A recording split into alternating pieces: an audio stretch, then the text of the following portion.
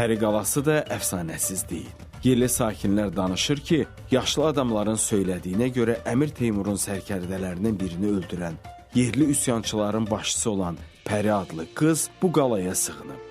Bundan xəbər tutan Əmir Teymur Pərini təslim edib onun ayağına gətirilməsini əmr eləyir.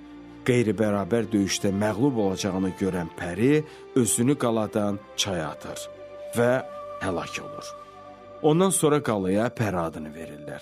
Bu əfsanə nəsillərdən nəsillərə keçərək bugünə qədər yaşayır.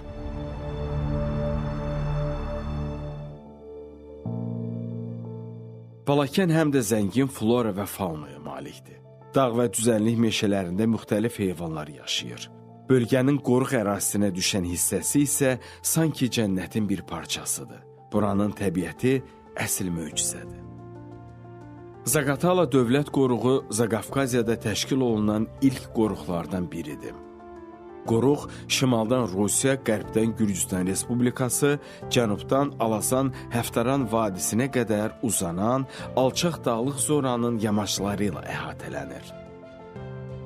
Zaqatala dövlət qoruğu Azərbaycan Respublikasının şimal-qərb tutaracağında, yəni Böyük Qafqaz sıra dağlarının cənub yamaçlarında yerləşir.